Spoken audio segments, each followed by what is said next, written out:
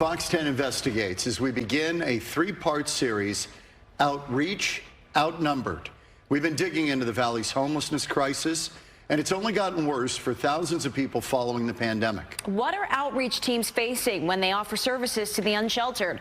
Fox 10 investigator Justin Lum hit the streets to find out and joins us live in studio now with the latest. Justin.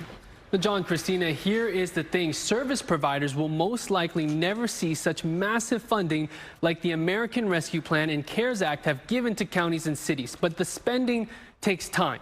Outreach teams are just trying to keep up with the influx of unsheltered people across the valley. I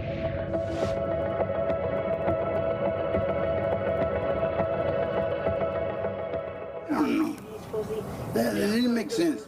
Why is getting out of prison and you're going to go program over here? Well, you know what, though? Anne-Marie Johnston and Ollie Nyman know what it feels like. They take us on the road with them to Northern Horizon Park in Glendale, where people are living unsheltered. That's something we can help you sort all of that out. They work for Community Bridges Incorporated, a nonprofit that transitions people out of homelessness and ultimately into housing. We were in this position before. Both of us were in the same position as everybody else out here. So knowing that we changed our lives, that's what we want for everybody out here. Johnston says there are dozens of navigators like her at CBI, around less than 100 total doing homeless outreach across the valley. So we come out over and over again to build rapport, build that trust. There's several people that we met with today that will come back out again tomorrow and the next day to try and re-engage with them. And it's basically on their terms. Recently, the county started funding the Hand in Hand Street Outreach Program, collaborating with CBI to target communities in unincorporated areas. Currently, there are about 6 outreach workers to tackle hotspots where people may not want to be found. Support services include food and benefits, housing, mental and physical health services, employment, and substance abuse recovery.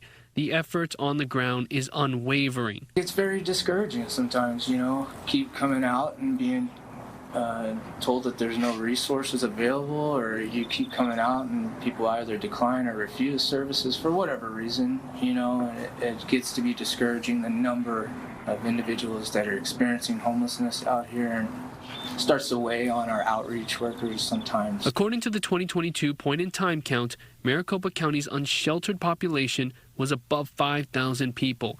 Since the pandemic, the unsheltered count went up by 34%, nearly 4 times the sheltered count's increase, and 12% more than the overall homelessness count's increase. To put that into perspective, more than half of the 9,000 people experiencing homelessness in Maricopa County are living on the streets. Cold, noisy, and there's always something going on. Like Jason Shutt, who was evicted in January, and he says that wasn't the first time. Here's where he stays now. And at night, when it's done right, you can't tell. You can't see it from the street. You can't see it from anywhere. A small tent hidden away in the brush near the railroad, where he and his dog try to get sleep. Cops like to run us off every chance to get. Shutt is looking for a shelter with less restrictions so he can keep his dog. He donates plasma to make money, but what he wants is affordable housing and a job. How am I supposed to get a respectable job and be like, if I can't even take a shower? Shutt says drug use is constant here at the park. Most people I know that are on the street is because of their drug addiction, and the only #1 thing I hear is fentanyl. What's known out here as the blues. Fentanyl pills are like $5, $3 or $5 for a pill. A major challenge for outreach when someone is under the influence or someone doesn't want to be separated from their spouse, pet, or personal belongings. Meanwhile, the clock is ticking on how ARPA funding is allocated and spent. Out of $871 million in American Rescue Plan funding granted, Maricopa County has allocated $761 million to several issues thus far. 15% focused on homelessness, which is about $114 million. The county has until December 31st, 2024 to allocate all of the funding received and must spend it by 2026. Costly decisions to try and solve what seems to be a never-ending crisis. There's decisions I could have made that were better, and there's decisions I could have, it's on me. I don't point a finger at the government or, Shutt has decided to make a change. His kids are nearly grown up, and he's missed a lot. He says he'll accept services from CBI to take a step in the right direction. I've had a lot of time to think about this. More than I need. More than enough. I'm done thinking of it. I live it every day.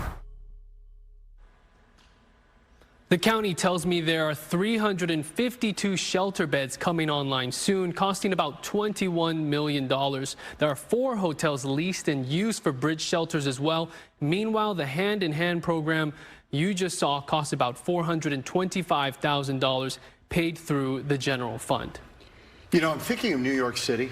Eric Adams, the mayor there, just instituted this policy. It mirrors state law in New York State that police, fire, emergency responders can commit people involuntarily who are on the street who they think are in a mental health crisis and put them in services. Are we thinking about doing anything like that? At this point, we haven't seen any sort of planning like that, like what you just mentioned here in Maricopa County or the city of Phoenix or the rest of the metro area. Right now, it's all about identifying the needs and trying to place the funding, because like we were just talking about, these millions and millions of dollars just in ARPA funding alone, identifying the needs, allocation, and then spending it on this given timeline, which we're going to talk about through this series, being on the clock with the funding. Yeah, I guess what you're seeing out there, there's a lot of drugs on the street, right? Alcoholism and mental health problems. And what portion of this money is going to go toward preventing? Because I guess you can't, it's tough when there's already people living on the street. This is their way of life, right?